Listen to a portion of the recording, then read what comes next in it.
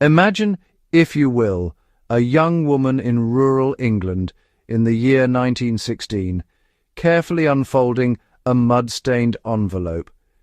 There is no dramatic confession inside, just a single pressed violet, its purple petals paper-thin and, well, fragile against the yellowed page. To a postal censor it was nothing, but to her it was everything. This is the story of how love, ingenuity, and an ancient botanical tradition became one of the most quietly powerful forms of communication the First World War ever produced. The language of flowers. A code already written. Long before the war began, Victorian society had cultivated floriography, the art of communicating through flowers, into an elaborate, widely understood language. Sweethearts, mothers, and soldiers on both sides of the conflict grew up immersed in this tradition. A red rose meant passionate love. Rosemary spoke of remembrance. Forget-me-nots carried the quiet ache of longing across impossible distances. This wasn't a secret code invented under pressure. It was a cultural literacy already embedded in the hearts of an entire generation, and the war gave it urgent new purpose. Mud, silence, and the weight of waiting. To understand why a pressed flower mattered so profoundly, you have to feel the world these men inhabited.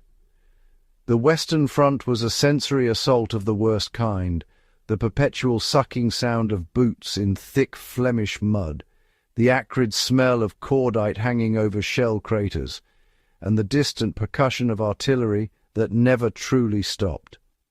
Men lived in trenches barely wide enough for two soldiers to pass, sleeping in dugouts reinforced with timber and sandbags, waking to the skitter of rats and the drip of groundwater seeping through clay walls. Warmth came from whatever could be burned. Food arrived cold, often spoiled. Clean water was a negotiation, sometimes drawn from shell holes and filtered through makeshift cloth strainers. In this environment, a letter from home wasn't simply correspondence. It was psychological oxygen. Military censors read everything, slicing out any reference to locations, troop movements, or morale that might compromise operational security. Words became dangerous. But a flower tucked between two pages, harmless, personal, invisible to a tired censor working through thousands of letters a day. Gathering life from a shattered landscape. What makes this practice extraordinary from a fieldcraft perspective is where the flowers came from. Despite the devastation, the Western Front bloomed with stubborn wildflowers between offensives. Poppies erupted from churned soil, their seeds activated ironically by the very disturbance of artillery. Cornflowers pushed through the edges of shell craters.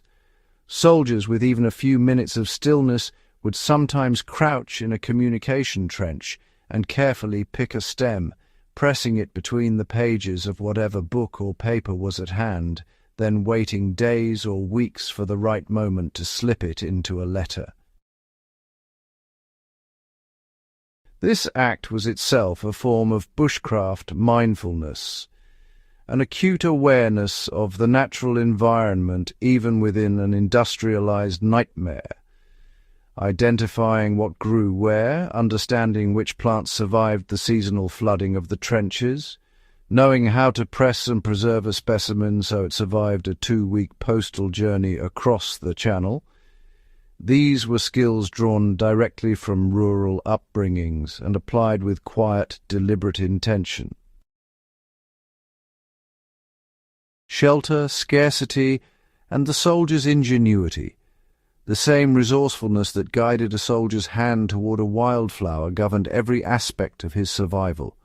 Trench shelters evolved from simple earthworks into sophisticated dugouts with tiered sleeping platforms, drainage channels, and even rudimentary ventilation shafts carved with entrenching tools. Experienced soldiers learned to read the soil. Chalk was preferable for digging, holding its shape under shellfire, while clay waterlogged dangerously. Camouflage was instinctive. Fresh-cut branches were woven into wire parapets, and mud was rubbed deliberately into anything that reflected light, including mess tins, buckles, and rifle barrels. Food management, under scarcity, became its own fieldcraft discipline. When rations didn't arrive and they often didn't during sustained engagements, soldiers foraged with impressive practical knowledge. Nettles were boiled into rough soup, berries along communication routes were catalogued and remembered, water discipline was critical, men learned to recognize which standing water smelled of sulfur or cordite contamination, and which could be safely boiled and consumed.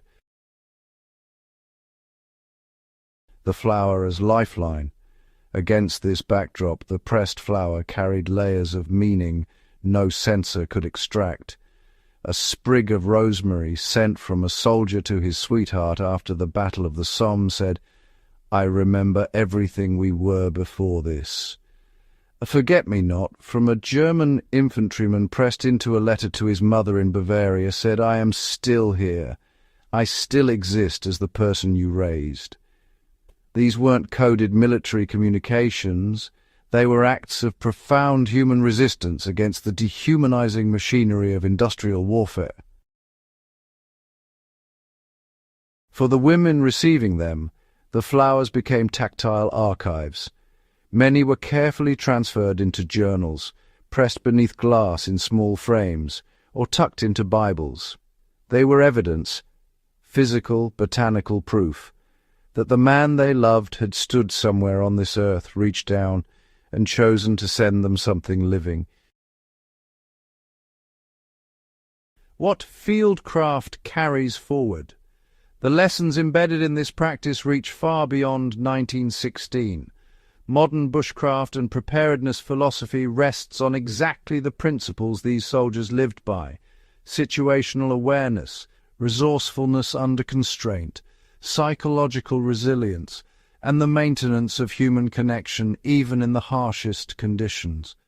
The soldier who knew his landscape well enough to find a poppy in a shattered field, and the sweetheart who understood its meaning without a single written word, were both practicing a form of fieldcraft that no manual fully captures. The craft of staying human when everything around you is designed to grind that humanity away. That is the knowledge worth carrying. Not just how to build a shelter or purify water, but how to remain yourself, connected, intentional, and present when the world goes dark.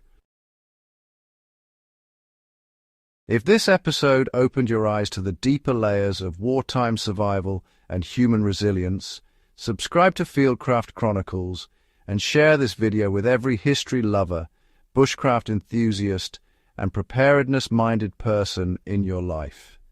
These are the stories worth keeping alive, and you help keep them alive every time you share them.